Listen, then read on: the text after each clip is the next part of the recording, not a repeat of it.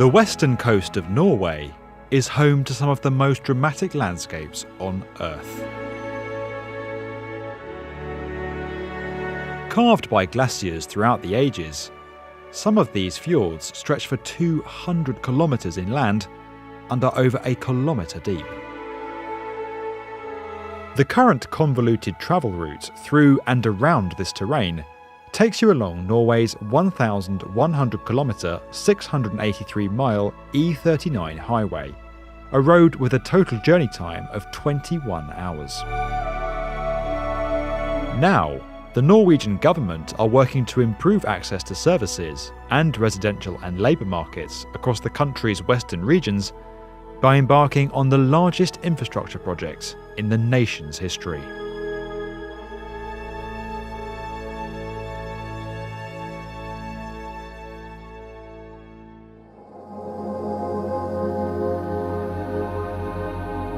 Norway's E39 highway runs between Kristiansand in the far south of the country and Trondheim in the north. The route navigates its way across the fjord network and features no fewer than 7 ferry crossings. The new coastal highway project aims to eliminate the need for ferry services altogether by building a series of bridges and tunnels across, through and under the landscape. With many of the fjords along the route being too wide or too deep for conventional infrastructure to cross, innovative new solutions are being investigated by the Norwegian Public Roads Administration. Rogfast is the first in a series of crossings that will link the E39, connecting Stavanger and Haugesund via a 27-kilometre, 16-mile undersea tunnel. This structure will reach depths of up to 390 metres below sea level, making it the deepest as well as the longest undersea road tunnel in the world. The Rogfast project will in fact consist of 2 tunnels connected every 250 metres with emergency exits. Each tunnel will have a lay-by at 500-metre intervals, along with telephone and surveillance cameras along the route. The tunnel will also feature a mid-route intersection with the island municipality of Kvitsøy, creating an undersea tunnel junction and connecting the island with the Norwegian mainland.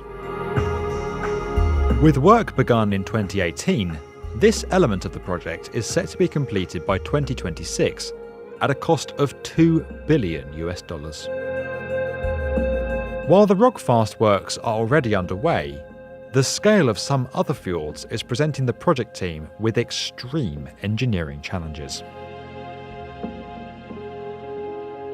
Bjørnafjord, located to the south of Bergen, stands 5 kilometres wide and reaches depths of 600 metres.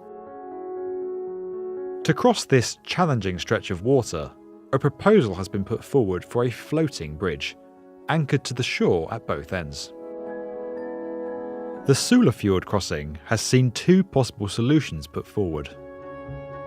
The first is for a 3-tower suspension bridge, with 2 of the bridge's towers anchored on land, and the 3rd central tower anchored to the sea floor, some 400 metres below the waterline. An alternative proposal for a submerged floating tunnel would see 2 interconnected tubes running side by side, tethered to the seabed using high-strength cables.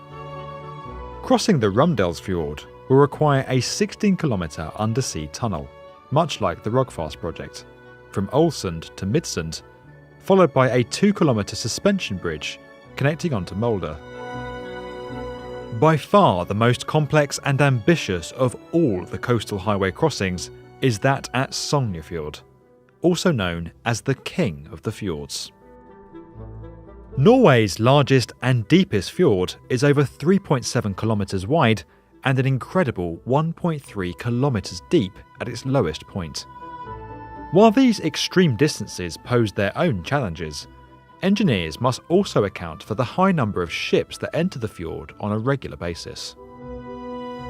Any crossing must allow for a clear shipping lane that is at least 400 metres wide, with 70 metres clearance above the water's surface and at least 20 metres clearance into the depths. To deliver this, the project team are considering numerous different types of crossing for this fjord. The first is a traditional suspension bridge. With a 3,700 metre crossing, such a structure would be almost double the length of the world's current longest bridge and would require support towers at least 450 metres tall, significantly eclipsing the 343 metre tall Millau Viaduct in France to become the world's tallest bridge structure. A floating bridge is also being considered.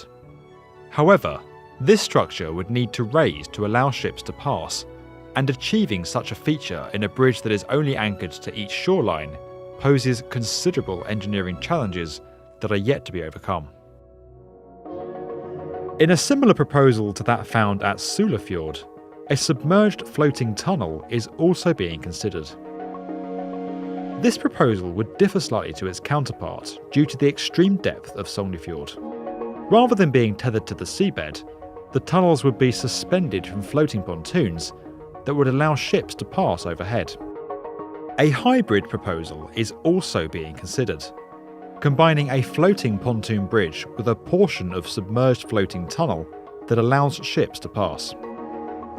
Whilst fixed bridges transferring into fixed tunnels is not an uncommon solution in waterways with high shipping traffic, such as the link between Denmark and Sweden and the extensive Hong Kong to Macau crossing, combining the two floating structures in this way would create the world's first example of such a solution.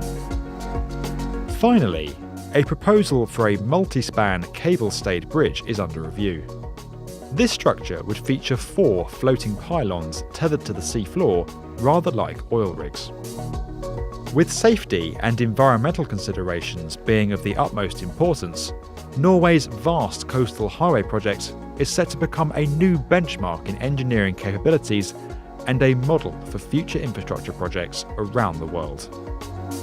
If you enjoyed this video and would like to get more from the definitive video channel for construction, subscribe to the B1M.